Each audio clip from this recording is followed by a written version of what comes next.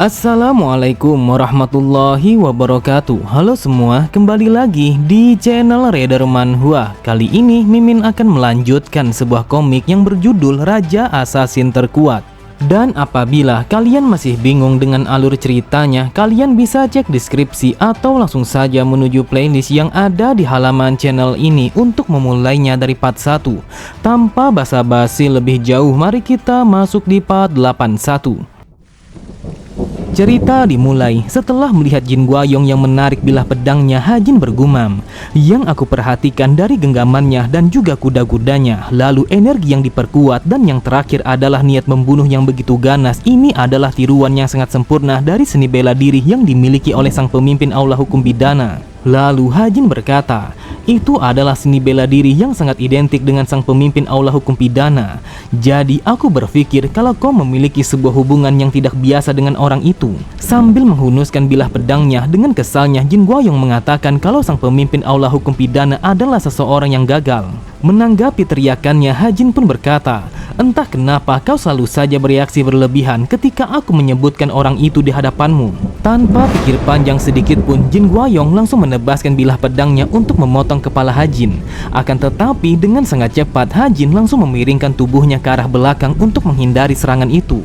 Bahkan saking kuatnya tebasan itu, sampai-sampai beberapa batang pohon langsung tumbang begitu saja. Sambil menghindari serangan itu, Hajin bergumam, ini adalah sebuah teknik yang disebut sebagai ledakan pedang darah, dan ini adalah seni membunuh yang sangat luar biasa. Bahkan hanya dengan goresan saja akan memberikan sebuah luka yang sangat fatal. Namun karena Hajin sama sekali tidak ingin kalah begitu saja, ia pun langsung melompat ke arah atas dan memutar pergerakannya, sehingga ia pun langsung melancarkan sebuah tendangan yang mendarat tepat di wajah Jin Guayong. Mendapatkan serangan itu, terlihat Jin Guayong sangatlah kesal karena ini adalah pertama kalinya ia melawan seseorang yang memiliki sebuah kemampuan yang setara dengan dirinya. Lalu ia pun kembali menusukkan bilah pedangnya ke arah depan untuk memberikan serangan kejut kepada Hajin. Akan tetapi Jin Guayong sangatlah terkejut setelah melihat bagaimana pergerakan Hajin yang menghindari serangannya. Ternyata yang membuat Jin Guayong menjadi terkejut adalah saat melihat Hajin yang mampu berdiri di atas bilah pedangnya tanpa merasakan sebuah beban sedikit pun. Hajin berkata, ini adalah sebuah serangan yang sangat hebat. Akan tetapi di dalam teknik assassin yang aku rasakan kalau ini sangatlah kasar. Bahkan seni bela dirimu sama sekali tidak sebanding dengan seseorang yang disebut sebagai sang penguasa kematian, yaitu salah satu dari 3 assassin terbaik di dunia. Saat mendengar Jin Guayong yang bertanya siapa yang dimaksud oleh Hajin, sambil melancarkan sebuah tendangan, Hajin kembali berkata, kau tidak perlu tahu siapa sebenarnya orang itu. Akan tetapi yang harus kau tahu adalah kalau dia sudah mati di tanganku. Terlihat Jin Guayong kembali terlempar ke belakang setelah mendapatkan sebuah serangan yang dilancarkan oleh Hajin. Sampai-sampai ada begitu banyak pohon-pohon yang telah tumbang. Hajin berkata, mencapai ultimate demonic sebelum berusia 40 tahun memanglah sebuah pencapaian yang sangatlah luar biasa. Bahkan kau bisa saja disebut sebagai yang terbaik di bawah surga tanpa adanya keraguan sedikit pun. Pada sisi yang lain, Jin Guayong mencoba untuk bangkit meskipun yang ia rasakan kalau tubuhnya begitu sakit. Namun karena harga dirinya sebagai putra pertama sang raja begitu tinggi, maka ia sama sekali tidak akan menyerah dan mengaku kalah apalagi terhadap putra ketiga. Hajin kembali berkata, meskipun kau telah mencapai ranah ultimate demonic, akan tetapi aku sama sekali tidak mengerti mengapa kau merasakan kalau seni bela dirimu jauh di atasku. Asal kau tahu, kau bukanlah satu-satunya yang bisa mencapai ranah itu. Namun apa yang menjadikanmu begitu sombong sampai-sampai dengan bangganya kau meremehkan orang lain? Mendengar perkataan Hajin, Jin Guayong langsung berteriak dengan sangat keras sampai-sampai suaranya telah bergema di dalam hutan itu karena ia begitu marah kepada Hajin. Di saat itu sebuah energi magis yang begitu dahsyat langsung menyebar dari tubuhnya. Bahkan kobaran energi itu mampu membuat Hajin langsung terdorong ke belakang. Meskipun konsentrasi energi absolut yang melampaui alam ekstrim dan juga alam bawaan adalah sama, akan tetapi hakikat energi magis ini telah berubah dengan sepenuhnya. Terlihat Hajin langsung meludahkan darahnya karena ia merasakan luka dalam setelah terkena energi yang dipancarkan oleh Jin Guayong. Hajin pun bertanya apakah itu adalah energi demonik. Di saat itu tetesan air hujan telah bergerak secara perlahan yang seakan-akan kalau waktu telah melambat. Dan di saat yang bersamaan, semua pohon yang berada di belakangnya langsung mengering begitu saja. Ketika Jin Guayong secara perlahan mengangkat kepalanya, terlihat energi yang sangat mengerikan itu langsung menyebar ke segala arah. Lalu Jin Guayong Guayong berkata, "Dasar brengsek, berani sekali kau meragukan seni bela diriku yang bahkan kau pun sama sekali tidak mengetahuinya." Melihat sebuah energi yang dipancarkan oleh Jin Guayong, Hajin bergumam, apakah mungkin kalau ini adalah dominasi aura sang kaisar iblis? Sambil tertawa terbahak-bahak, Jin Guayong berkata, "Sebenarnya aku sama sekali tidak ingin menunjukkan teknik ini kepadamu, namun aku sangat menyesal karena aku tidak membunuhmu sejak dari awal." Hajin pun berkata, "Dasar sialan, aku tidak mengira kalau kau akan menyembunyikan sesuatu yang seperti ini, tetapi aku yakin kalau kau tidak mencurinya. Jadi apakah sang raja telah mengajarimu secara langsung?" Saat mendengar Jin Guayong yang mengatakan kalau sang raja yang telah mengajarinya, Hajin bergumam, "Salah satu teknik demonik yang bisa dipelajari ketika mencapai ranah ultimate demonik adalah dominasi sang kaisar iblis, dan itu hanya bisa dipelajari oleh para pemimpin kultus demonik terdahulu.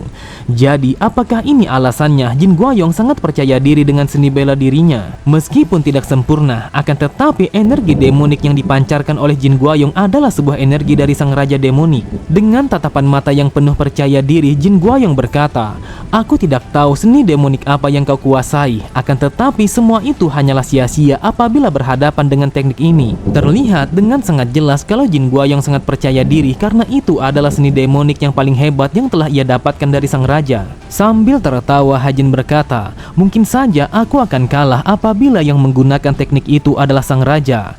Namun aku berpikir kalau aku tidak bisa dikalahkan oleh orang bodoh sepertimu yang hanya mengambil apa yang diberikan." Setelah mengatakan itu, Hajin langsung membuka sebuah teknik yang ia terima dari sang raja, yaitu sebuah teknik yang disebut sebagai 9 gerbang alam neraka. Bahkan saking kuatnya energi demonik yang dipancarkan oleh Hajin, sampai-sampai ia pun langsung menghapus energi demonik yang dipancarkan oleh Jin Guayong.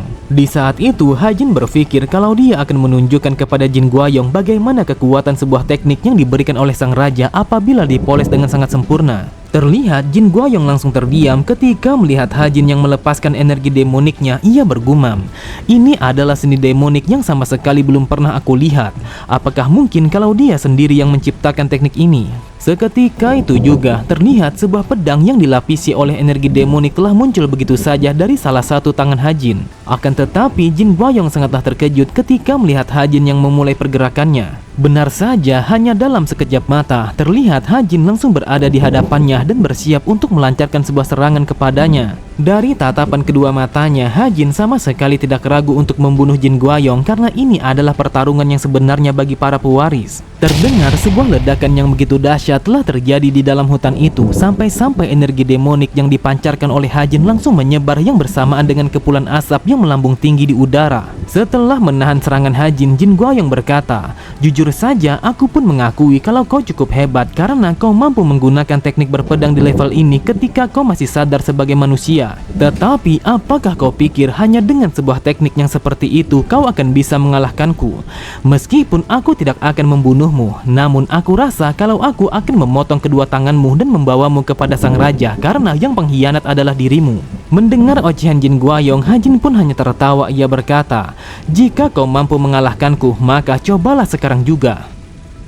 Cerita berpindah pada kediaman Hajin. Terdengar Reon langsung berteriak ketika ia telah sampai di tempat itu. Di saat itu ia bertanya-tanya apakah benar sebuah informasi yang dikirimkan oleh Hajin tentang pengkhianatan putra pertama dan juga putra kedua adalah kebenaran ataukah hanyalah sebuah kebohongan. Namun ia begitu heran ketika memasuki gerbang utama kediaman Hajin karena yang ia lihat kalau tempat itu telah hancur berantakan yang seakan-akan telah terjadinya sebuah pertarungan. Reon berkata, "Apa yang terjadi pada kediaman Tuan Muda? Bahkan yang aku lihat tidak ada satu orang pun yang terlihat di tempat ini. Lantas kemana perginya semua orang?" Kemudian Reon pun memalingkan pandangannya ke arah samping dan di sana ia telah melihat beberapa buah pedang yang masih tersandar pada tempatnya. Menyadari kalau itu adalah pedang yang biasanya digunakan oleh Hajin, Reon berkata, "Dasar sialan, bagaimana mungkin seorang seniman berpedang telah meninggalkan bilah pedangnya ketika kita dalam kondisi darurat seperti ini?" Cerita berpindah di bawah guyuran hujan. Terlihat para tetua kultus demonik telah memperhatikan sebuah kekacauan yang terjadi pada pavilion Jamiru ketika tuan muda kedua yang bertarung melawan pasukan elit Heavenly Demon. Lalu salah satu dari mereka berkata, "Aku telah hidup lebih dari 70 tahun, akan tetapi aku sama sekali tidak pernah membayangkan kalau aku akan menyaksikan sebuah pemberontakan seperti ini." Diketahui kalau kedua orang itu adalah para tetua kultus demonik yang dikenal sebagai Sang Jubah Layu dan juga Sang Pedang Besi. Kemudian Jubah Layu berkata, "Apakah tuan muda kedua telah melewati sebuah batasan yang sama sekali tidak boleh ia lewati?" Saat mendengar Pedang Besi yang mengatakan kalau mereka masih belum bisa memastikan apakah ini benar-benar sebuah pemberontakan ataukah tidak, Jubah Layu kembali berkata, "Bukankah mengusik pasukan elit Heavenly Demon tidak ada bedanya dengan melakukan sebuah pemberontakan?" Namun tetap saja tidak peduli sedalam apa pertarungan para pewaris. Akan tetapi dengan menyebarnya tuduhan palsu tentang pengkhianatan ini sangatlah berbeda. Bahkan tuan muda ketiga tidak akan terbebas dari masalah ini. Pedang Besi berkata, "Bukankah kau adalah orang yang selalu mendukung tuan muda ketiga? Lalu mengapa kau mengatakan sesuatu yang seperti ini?" Jubah Layu berkata, "Meskipun aku telah mendukung tuan muda ketiga dengan dukungan yang sangat besar, akan tetapi ini adalah sebuah masalah yang sangat berbeda. Jadi tetap saja dia harus bertanggung jawab atas tindakannya saat ini." Tepat di belakang mereka berdua, terlihat tetua yang lainnya berkata, "Aku setuju kalau dia harus bertanggung jawab atas tindakannya. Akan tetapi kita sama sekali tidak perlu untuk terlibat lebih jauh di dalam masalah ini." Diketahui kalau Pak Tua itu adalah seseorang yang dikenal sebagai Sang Tangan Darah. Lalu ia kembali berkata, "Apapun yang terjadi, seseorang yang bisa menentukan pewaris selanjutnya adalah Sang Raja. Aku yakin bahwa Sang Raja akan berpikir kalau putra ketiga harus bertanggung jawab atas tindakannya saat ini. Akan tetapi jika Sang Raja telah memutuskan untuk mendukung pewarisnya, maka yang harus kita lakukan hanyalah menerimanya dengan apa adanya. Ini adalah takdir karena kita telah bertugas sebagai para tetua kultus demonik yang bersumpah setia kepada Sang Raja. Dan ini adalah sebuah pernyataan yang membuatku menyadari apa yang dimaksud dengan kekuasaan absolut. Sampai saat ini tidak ada seorang kaisar ataupun Sang Raja di dalam sejarah yang pernah memegang sebuah kekuasaan yang sebesar ini." Namun tiba-tiba saja Pedang Besi langsung menyipitkan kedua matanya ketika melihat seseorang yang berlari dengan sangat cepat sambil membawa beberapa buah pedang di punggungnya. Lalu ia berkata, "Sepertinya aku baru saja melihat seorang bocah yang sangat familiar di mataku. Tetapi apa yang dilakukan bocah itu di tempat ini?" Tepat di sampingnya Jubah Layu berkata, "Bukankah dia adalah sang pemimpin pasukan Berserker? Apakah kau lupa kalau dia adalah seorang anak yang sangat berani untuk melawanmu secara langsung?" Pedang Besi berkata, "Tetapi aku bertanya-tanya mengapa dia berlari dengan sangat cepat sambil membawa semua pedang itu. Namun jika aku perhatikan, salah satu dari pedang itu adalah pedang 7 malam." Kemudian Jubah Layu berkata, "Yang aku dengar kalau pedang kembar meteor, bilah pedang 7 malam dan juga sebuah pedang tanpa nama adalah keempat senjata yang paling berharga bagi tuan muda ketiga." Mendengar itu Pedang Besi berkata, "Dasar bocah, seperti biasanya kau selalu saja berkeliaran dan mendatangi tempat-tempat yang sangat berbahaya." Cerita berpindah. Terlihat sebuah cahaya kebiruan yang begitu terang telah bersinar di dalam hutan itu, yang mana itu adalah sebuah serangan yang dilancarkan oleh Jin Guayong kepada Hajin. Di saat itu, Jin Guayong langsung memberikan sebuah tekanan kepada Hajin dengan menyerangnya secara bertubi-tubi. Bahkan percikan api dan juga kilatan telah beradu satu sama lain sehingga terciptanya sebuah gemuruh yang sangat dahsyat. Sambil menahan serangannya, Hajin bergumam, "Dasar sialan." Dengan seiring berjalannya waktu, serangannya telah menjadi semakin tajam. Lalu ketika Hajin masih bertahan dengan tebasan pedang yang mengarah kepadanya, terlihat Jin Guayong sama sekali tidak membiarkan kesempatan itu akan menghilang begitu saja. Ia pun langsung menusukkan bilah pedangnya yang ia tunjukkan kepada kepala Hajin. Menyadari akan datangnya serangan kejut itu, Hajin pun langsung memiringkan kepalanya ke arah samping sehingga serangan itu hanya memotong sebagian dari rambutnya. Akan tetapi Hajin semakin waspada ketika menyadari kalau Jin Guayong telah menghilang begitu saja dari hadapannya. Hajin berpikir kalau Jin Guayong sudah pasti akan mengincar titik butanya karena dia telah menghilang dari hadapannya.